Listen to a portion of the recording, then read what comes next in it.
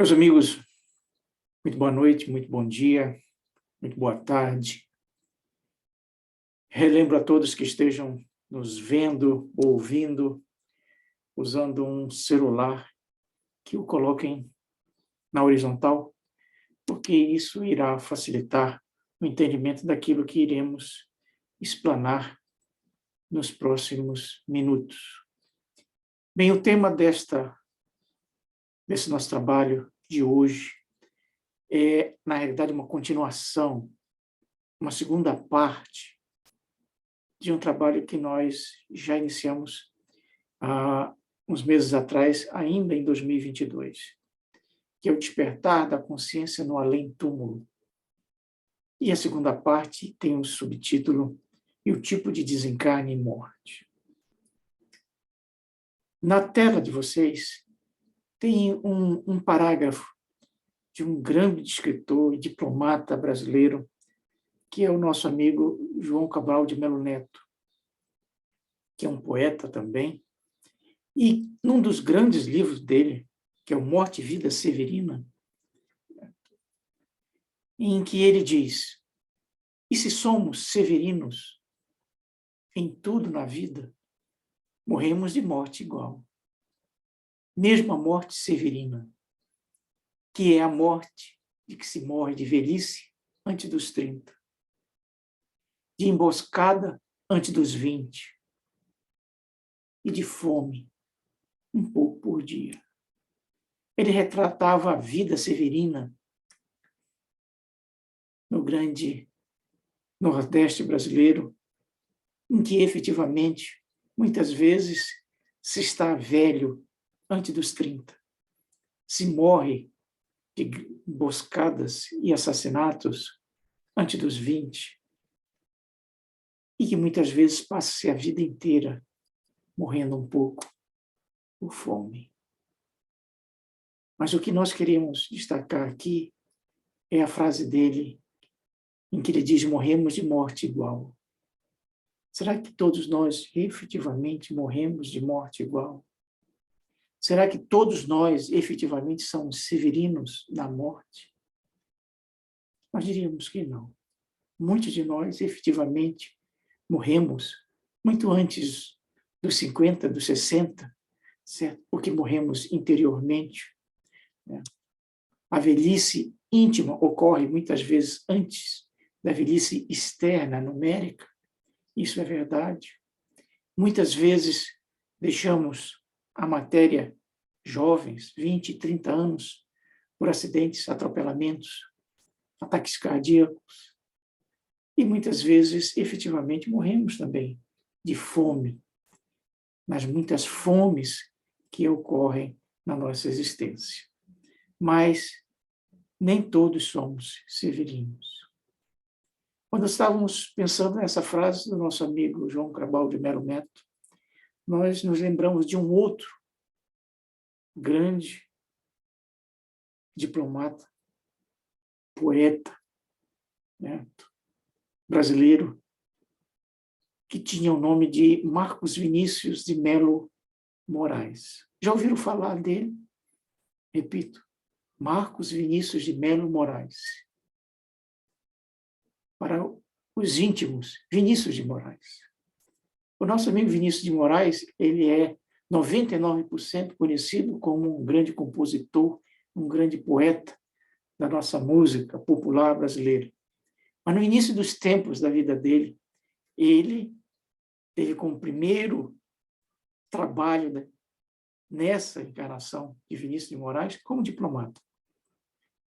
E, como em 1938, ele estava saindo do Brasil, indo para Londres, no primeiro trabalho dele, como terceiro secretário, que é o cargo inicial dos diplomatas, e ele escreveu um poema, em que ele diz: de repente, não mais que de repente, do riso fez-se o pranto, da calma fez-se o vento, das mãos espalmadas fez-se o espanto.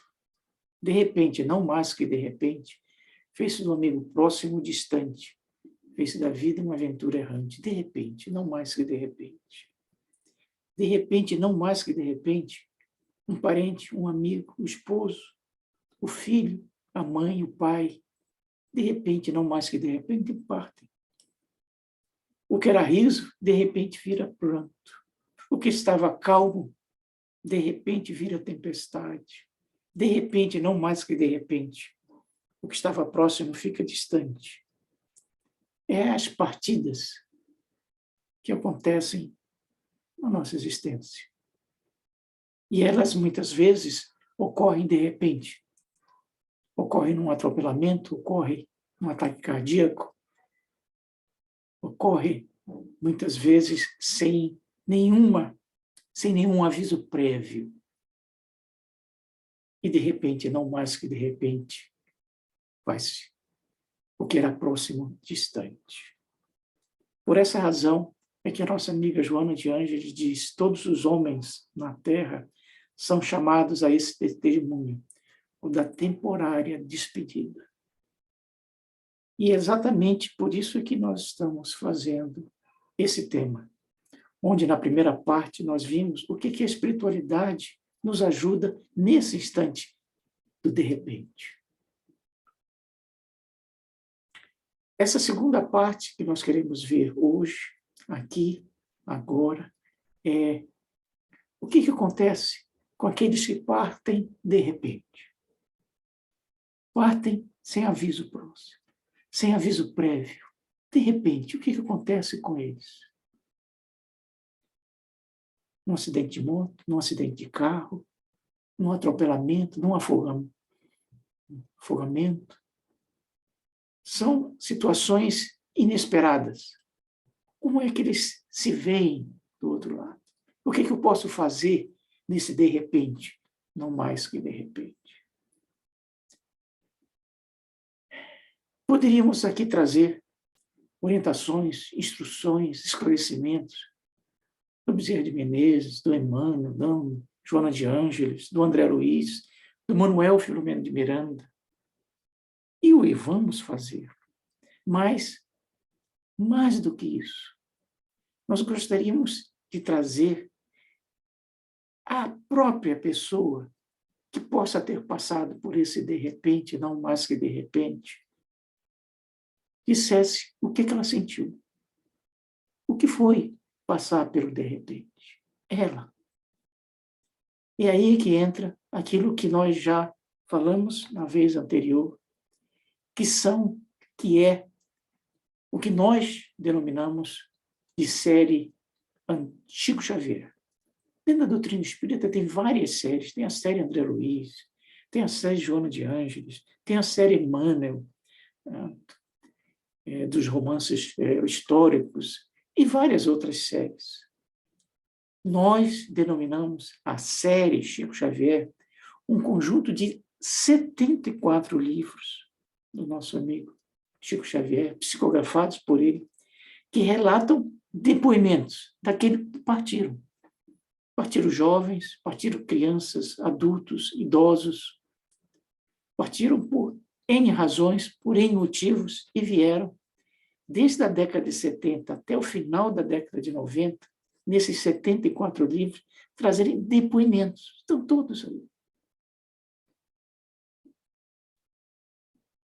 Nós varremos os 74 livros. Precisamente são 547 depoimentos. 120 de acidentes automobilísticos, 46 de acidentes de moto, 26 de parada cardíaca, 9 de câncer, 8 de tumor cerebral, e aí vai mais. Como trazer para vocês essa experiência, esse conhecimento, esses depoimentos? Vocês vão receber por e-mail todo esse trabalho,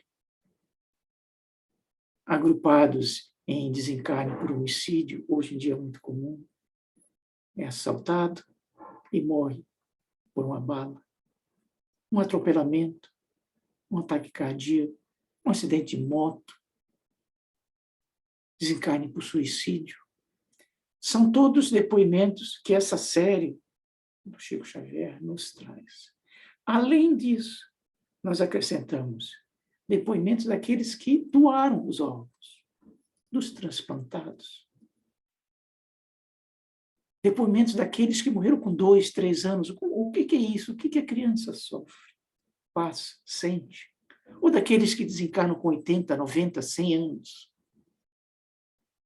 Não vamos ver um por um desses depoimentos, obviamente. Vamos pensar um e outro e tentar trazer o máximo de síntese nesses depoimentos. Vocês vão receber todo o trabalho, né, que vai muito além do que nós estamos aqui falando. E por onde vamos começar?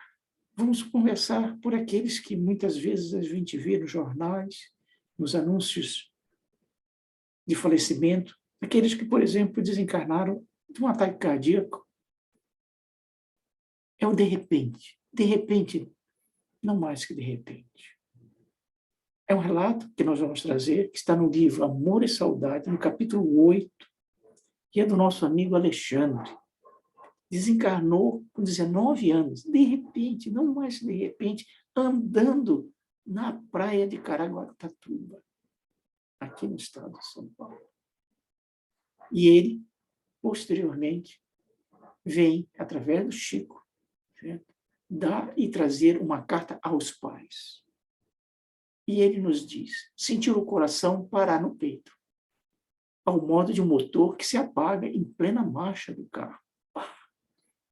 Quis reagir, mas aonde energia para isso? Minhas faculdades esmoreceram gradativamente. E, por fim, o torpor no cérebro me venceu totalmente. Ou seja, ele estava dizendo que ele sentiu o ataque cardíaco como fosse um motor que o carro fosse desligado. De repente, o carro estava andando e o motor morreu. E ele descreve o que ele sentiu, um torpor. E continua.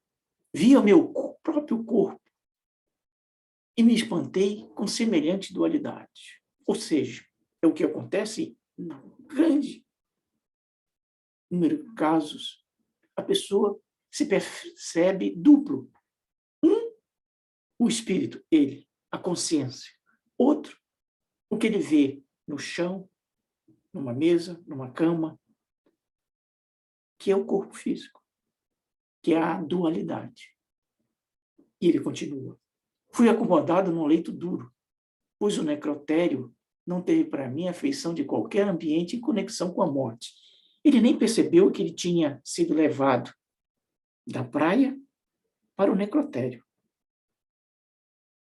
O assombro, no entanto, me desorientava, porque não sentira qualquer dor, a não ser uma espécie de estalo surdo no tórax. E em torno de mim, via pessoas e até mesmo conhecidos que não me viam. Essa é, novamente, uma situação muito comum. A pessoa não se percebe muitas vezes onde está, vê, ouve os outros, os parentes, os amigos que venham o acudir, que venham ajudar, mas os outros não o veem. Então, essa é a descrição de um jovem, 20 anos, que desencarna, de repente, não mais que de repente, de um ataque cardíaco fulminante. Como é que poderíamos generalizar para inúmeros outros casos em que o de repente, por mais que de repente, acontece? No Livro dos Espíritos, no capítulo em que o Kardec está estudando os suicídios, ele faz uma pergunta muito interessante. Ele diz o seguinte: existe alguma coisa comum a todos os suicidas no pós-desencarne? Independente se o suicídio foi com jovem, com adulto, com idoso, se ele se jogou, se ele tomou um veneno, será que existe alguma coisa comum em qualquer tipo de suicídio? Essa era a pergunta lá, ele estudando o suicídio. A resposta é muito interessante do plano espiritual. O plano espiritual diz, sim, existe uma coisa que é comum a qualquer tipo de suicídio, não importa a razão, o motivo, o porquê, em que situação, em que meio, em que idade ocorreu o evento. É o desapontamento. O suicida, ele percebe que aquilo que ele, no íntimo, ele queria, quero deixar de pensar, de sentir, certo? Deixar de continuar tendo, muitas vezes, de lidar, de viver, de conviver com um problema, com um sofrimento, com uma dor, uma desilusão, certo? Ele percebe que a solução, que ele achava que era a solução, não foi. Porque ele se permite viver vivo. E, muitas vezes, pior do que estava. Então, vem o desapontamento, que é o comum a todos, indistintamente, sempre. Muito bem. O que seria comum a qualquer ou a quase todo tipo de desencarne, de repente, não mais que de repente? É a pessoa se perceber num estado de perturbação. Quando a gente fala de um estado de perturbação, não é uma perturbação mental, o camarada está perturbado mentalmente. Não, é uma desorientação. Ela não percebe de pronto o que muitas vezes aconteceu, ou ela não sabe explicar para ela mesma o que aconteceu. É o caso do rapaz, do Alexandre. Ele, como é? Eu estou me vendo, e onde que eu estou? Eu estou vendo e as pessoas não estão ouvindo.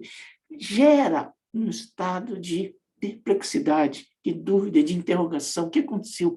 Como é que eu estou? Em que situação é que eu estou? Isso ocorre inumeráveis vezes. Um ataque cardíaco, num atropelamento, num homicídio, muitas vezes, em que a pessoa não se percebe em que situação está. Entre esse estado de perturbação, ele pode demorar minutos, horas, dias, meses, anos para ser equacionado. Vai depender do quê? Do estado íntimo, da ajuda que ele se fizer, daquilo como é que ele reage nos momentos seguintes. Daí vem a importância da prece. Prece no sentido em que a pessoa pede ajuda para saber o que está acontecendo, como está acontecendo, que caminho, o que é isso. É uma ponte para ser ajudada. Mas, muitas vezes, essa prece, esse anseio, esse parar, não ocorre. E a pessoa fica nesse estado, e esse estágio de perturbação, um tempo enorme. Então, esse estado de perturbação, ele pode ser quase que virar crônico, permanente para ela. O plano espiritual pode estar ao seu redor, estar ajudando, dando o suporte, mas a pessoa não vê, não percebe, não enxerga. É o que aconteceu, por exemplo, com o André Luiz. Nós poderíamos dizer que o estado de perturbação do André Luiz durou 8 anos, até o momento em que ele orou de forma sentida e real, e a ajuda ele percebeu, que estava do lado dele, mas nunca via, nunca a ouvia. Então, essa situação do nosso amigo Alexandre pode servir para qualquer um de nós, parente, amigo, que desencarna de repente, não mais que de repente. A grande ajuda que nós possamos dar a eles é a prece, efetivamente, que ele possa sentir, receber as energias para sair desse estado, desse estágio de perturbação o mais rapidamente possível, possa ser levado do local em que estava, em que ocorreu o desencarne, para um posto de socorro, para um centro espírita, certo? Para um interposto espiritual, um hospital, uma cidade em que ele possa ser tratado, como foi o caso, por exemplo, do nosso amigo André Luiz, novamente. Então, o exemplo do nosso amigo Alexandre é um exemplo não apenas do Alexandre, mas de todos os Alexandres que, de repente, não mais que de repente, se veem do outro lado, certo? Sem muitas vezes nenhum preparo, nem uma parada, como diz e dizia a nossa amiga Joana de Ângeles, para pensar, meditar, né, nesse fato que vai acontecer, de repente ou não de repente. Bem, o segundo exemplo que nós queremos trazer para vocês seria de um acidente de trânsito, mas é mais do que um acidente de trânsito, porque nós escolhemos o caso de um rapaz chamado Hélio, de descendência japonesa. Com 5 anos, ele é atropelado. Tem duas situações aqui que nós queremos aproveitar. Um é o atropelamento, que é o de repente, não mais que de repente, o impacto disso para a família. E, em segundo, destacar a situação daqueles que desencarnam de repente, não mais que de repente, de forma com 2, 3, 4 anos de idade. A parte infantil. Em que o nosso amigo Hélio, certo? Depois, posteriormente, ele vem pelo Chico, não apenas dar uma mensagem, mas 11 mensagens, onde ele não apenas explica o que ele está vivendo do outro lado, mas o porquê do atropelamento. Muito interessante. É um livro chamado Resgate e Amor, certo? Que tem a colaboração do Bezerra de Menezes, porque o Bezerra de Menezes é que deu o suporte espiritual para o nosso amigo Hélio, certo? E ele diz o seguinte: Pai, vim pedir a sua paz. Nada aconteceu de mal. Eu queria ajudar um pouco na ilusão de que já dispunha de força para movimentar o carro. O que aconteceu? Eles estavam descendo para a praia, o carro enguiçou, eles desceram para ver o que estava acontecendo. O Hélio desceu, e nesse descer e nesse deixar ajudar, veio um outro carro e atropelou ele. Atropelou e atingiu principalmente a área frontal, no estômago, no tórax do desencarne dele, no corpo físico. E ele complementa: escorreguei e não vi mais nada, porque dormi. Ele está dizendo, certo? A razão do atropelamento, certo? É que ele escorregou e foi atingido pelo outro carro que vinha passando na mesma estrada. Mas mais do importante, ele diz: não vi nada, porque dormi. Um amigo do coração generoso me conduziu a um lindo parque de repouso. Fui levado à nossa casa, posteriormente, e vi que estavam chorando. Não consegui consolá-los, mas pedi aos que protegiam apoio e socorro para os meus queridos pais. Então, vejam bem, são duas situações que nós queremos ver. Não mais o de repente que nós vimos no caso do Alexandre, do ataque cardíaco, mas o caso de crianças e depois do efeito que o de repente leva às famílias. No caso, normalmente, de crianças que desencarnam com 3, 4 anos, certo? Por N razões, normalmente, certo? Elas adormecem imediatamente após o fato. Na maioria das vezes, não sentem absolutamente nada. E se veem depois, certo? Amparadas em hospitais, certo? Em um posto de socorro. Ou seja, aquele nível de perturbação que ocorre, que nós descrevemos anteriormente, ele é quase mínimo, nenhum.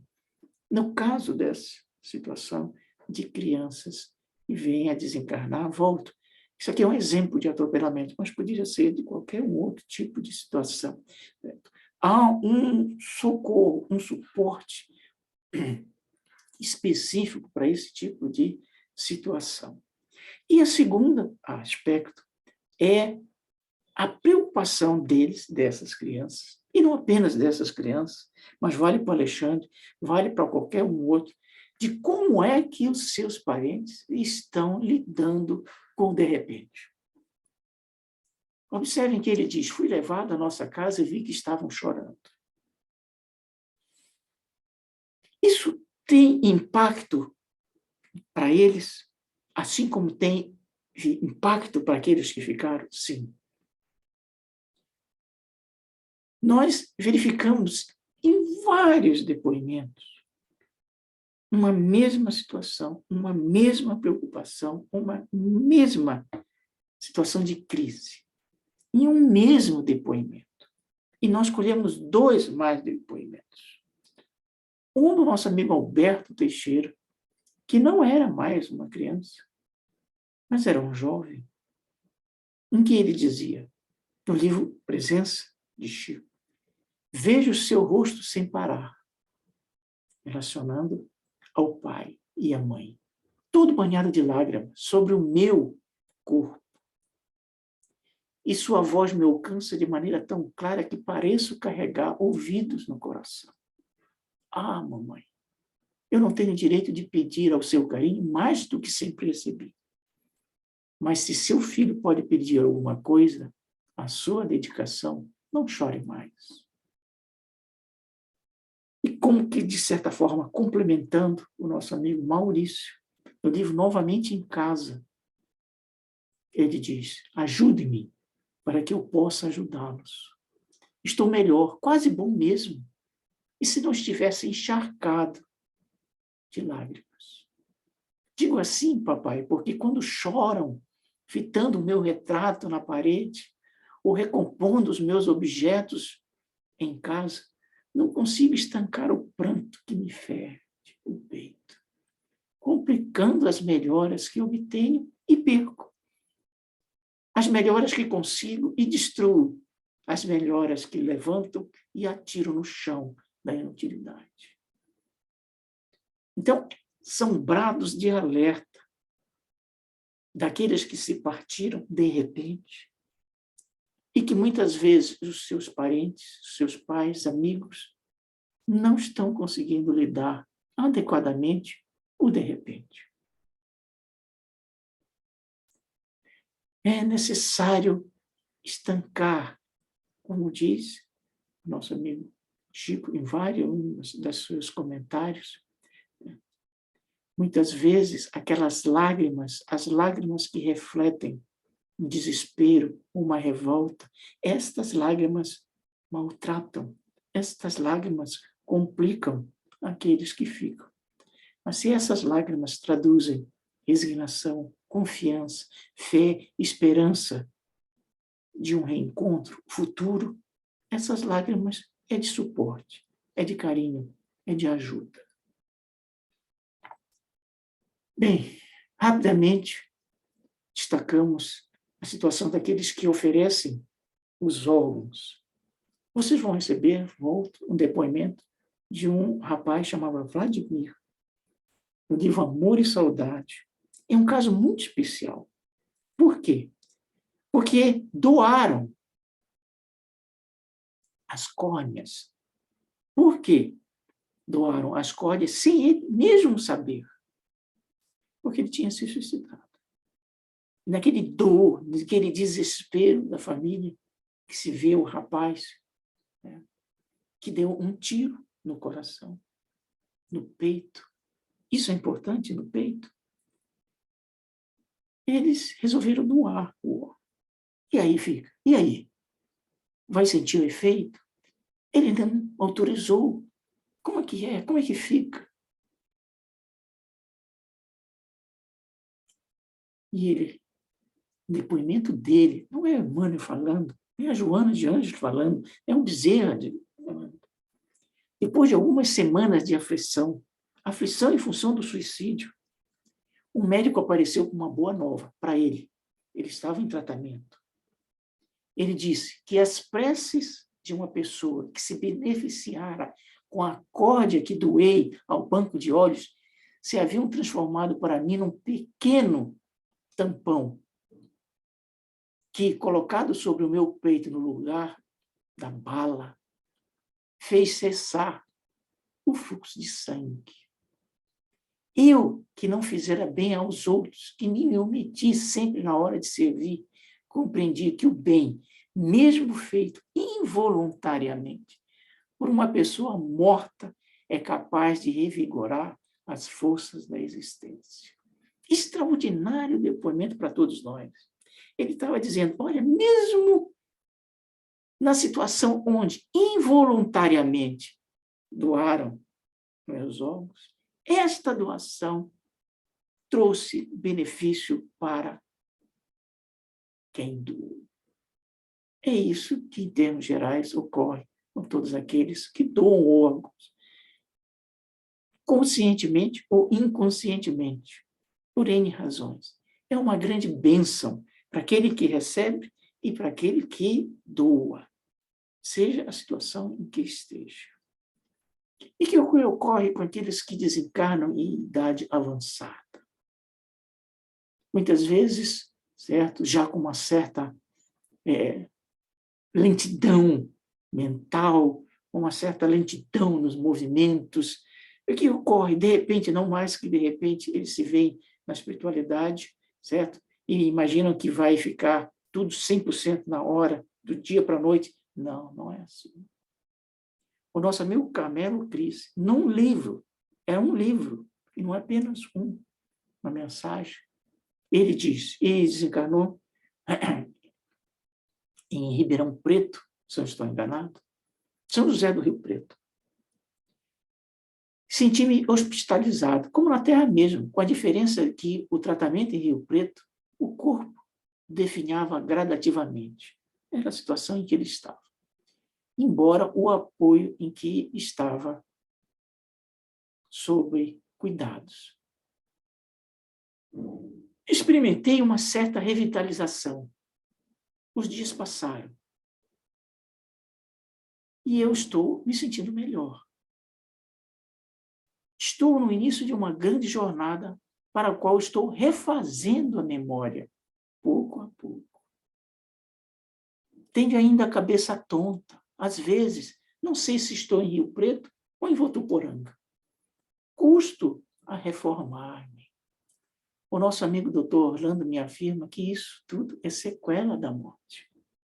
Então, o desencarne não precisa ser de repente, não mais de repente, pode ser lento, mas a melhora também não é imediata.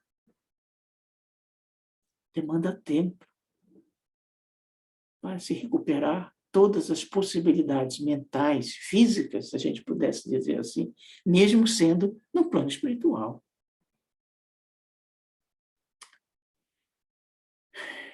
E muitas vezes nós imaginamos, certo, que iríamos descansar na espiritualidade. Longo, depois de 70, 80, 90 anos, vamos descansar. E muitas vezes, certo, vimos nos cemitérios, nas tumbas, descansa em paz. Já vimos? Certo? As pessoas colocam, descansa em paz. Descansa em paz. Sabe o que diz o nosso amigo Chico? Ele diz, se esperamos por descanso depois da morte, estamos mal informados. A morte é a vida que se desdobra, plena de trabalho em todos os sentidos. Descansar mesmo, o espírito só descansa quando está no ventre materno. Não precisa dizer mais nada. Concorda? Entender o recado? Não existe aposentadoria espiritual. Não existe aposentadoria espiritual. O trabalho continua. Descansar só no ventre. Bem, meus amigos, nós começamos com uma frase do nosso amigo, uma poesia do nosso amigo Vinícius de Moraes, e vamos terminar com ela. Mas queremos destacar, esclarecer, reafirmar. Nenhum desencarne vai ser igual ao outro. Por quê? Porque somos mundos espirituais distintos, temos um passado espiritual distinto, tem uma vida no presente distinta, que vai ser motivo da terceira parte do nosso trabalho no futuro. Qual é o impacto do modo de vida no pós-desencarne? E, em segundo, morrer não significa libertação espiritual. Muitas vezes levamos meses, anos aprisionados à perturbação em que muitas vezes nos envolvemos e que demanda tempo para o reajuste.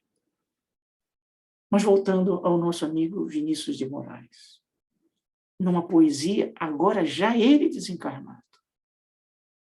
A primeira era o De Repente, não mais que de repente, ele feito com 25 anos, belo e jovem, indo para o seu primeiro trabalho. Agora, é mais de 10 anos após o seu desencarne, numa psicografia, ele diz: irmãos do mundo, a vida continua. Morrer não é chegar ao fim da estrada, da escura noite que julgais o nada. Uma existência nova se insinua. Não choreis, vossos mortos, não choreis, questionando ao Senhor e as suas leis, que nos ensinam a viver e a amar. Não creiais em adeus, nem despedidas, pois vossas afeições, as mais queridas, aguardam-vos na luz do grande lar. Vinícius de Melo Moraes. Um grande abraço a todos, que nós possamos efetivamente compreender as partidas de repente, não mais que de repente, ou aquelas partidas que não sejam de repente, não mais que de repente, compreender aqueles que partiram e nos compreender perante aqueles que partiram. E que nós possamos fazer as preces, as intercessões, continuar os trabalhos que possamos estar desempenhando em prol nosso e deles, agora e sempre. Um grande abraço, aquele abraço, e certamente nos vemos no futuro. Que assim seja.